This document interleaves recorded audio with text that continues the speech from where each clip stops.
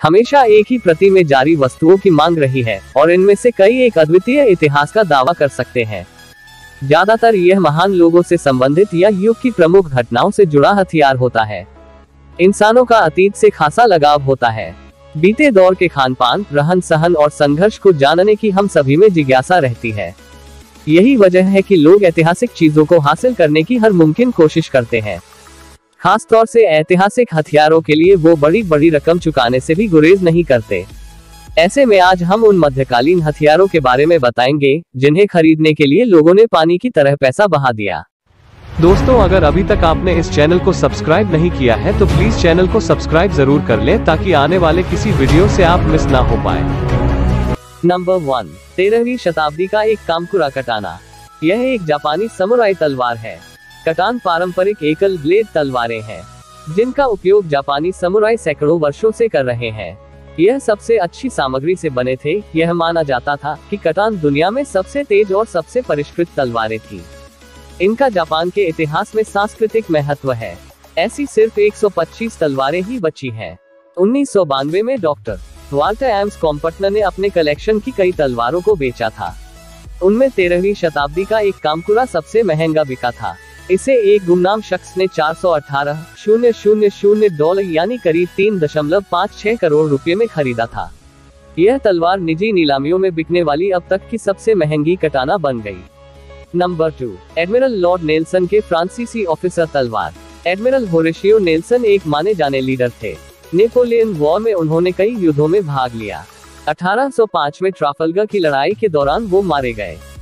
बाद में उनके सामान की नीलामा हुई थी तो इस तलवार के लिए $541,720 यानी करीब 4 करोड़ रुपए मिले। कई कलाकृतियां न केवल उनके गुणों के कारण बल्कि उन लोगों के लिए भी बहुत मूल्यवान है जिनके पास वे पहले थी।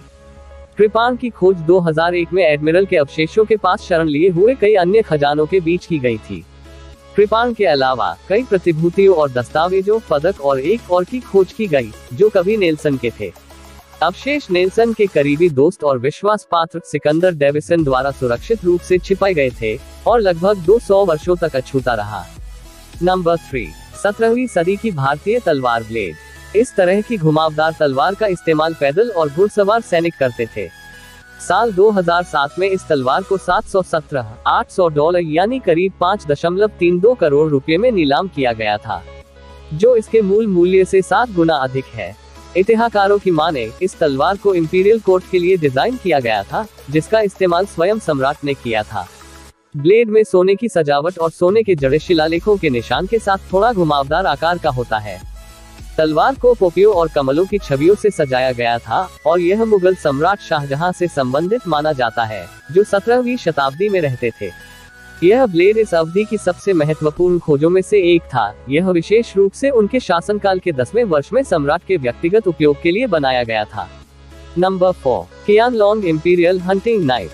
किंग राजवंश के छठे सम्राट कियानलोंग ने 1735 से 1796 तक शासन किया था।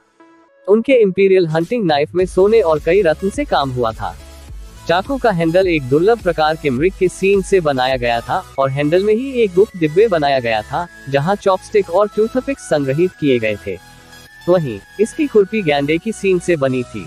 ये चाकू 2009 में $1.24 मिलियन यानी करीब 9.20 करोड़ रुपए में नीलाम हुआ था।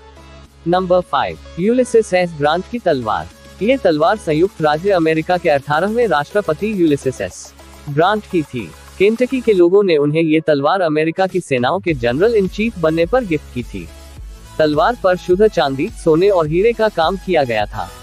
हथियार को 26 हीरे के साथ प्रस्तुत किया गया है जो इसकी विशेषता को दर्शाता है। तलवार की ग्रिप पर विजय की देवी और एक चीलपंख फैलाए बनी थी। 2007 की एक नीलामी में इसे $1.6 मिलियन यानी करीब 11.87 करोड़ रुपए में बेचा गया था। Number 6, the gem of the orient knife. 1966 में बस्टर वारेंस्की द्वारा डिजाइन किया गया the gem of the orient knife को बनने में 10 साल लगे थे। इसमें 153 पन्ना, 9 हीरे और बहुत सारा सोना जड़ा गया था। ये दुनिया में सबसे महंगा बिकने वाला चाकू है। इसे $2.1 मिलियन यानी करीब 15.58 करोड़ रुपए में नीलाम किया गया था। नंबर 7, शाहजहां का खंजर। यह हमारी सूची का दूसरा ब्लेड है जो मुगल सम्राट शाहजहां का था। मुगल शासक शाहजहां ने 1628 और 1658 के बीच शासन किया था।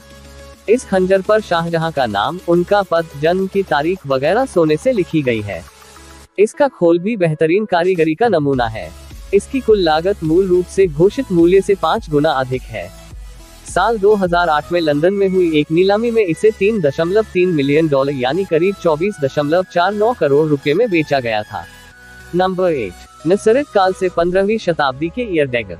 ईयर डैगर उत्तरी अफ्रीका में बना था, मगर इसका इस्तेमाल 15वीं और 16वीं शताब्दी में यूरोप में हुआ। डबल ब्लेड वाले इस डैगर पर शिकार के दृश्य बने हैं। 2010 में इस डैगर को $6 मिलियन यानी करीब 44.53 करोड़ में नीलाम किया गया था। नंबर 9, नेपोलियन बोनापार्ट की सुनहरी तलवार। माना जाता है कि नेपोलियन के इस तलवार की डिजाइन की प्रेरणा मिस्र से ली गई है। इस तलवार पर सोने से खूबसूरत नक्काशी की गई है। 40 इंच लंबी इस तलवार की धार मुड़ी हुई है। नेपोलियन ने इस तलवार का इस्तेमाल जून 1800 में मारेंगो की लड़ाई में किया था। इसके बाद नेपोलियन ने अपने भाई को ये तलवार शादी के उपहार में दे दी थी, जिसके बाद से ये तलवार पीढ़ी दर पीढ़ी परिवार की विरासत का हिस्सा रही है। इस तलवार को 1978 में राष्ट्रीय धरोहर घोषित कर दिया गया था। 2007 में इसे $6.5 मिलियन यानी करीब 48.24 करोड़ रुपए में नीलाम कर दिया गया। नंबर 10, 18वीं सदी की बाओटेंग तलवार।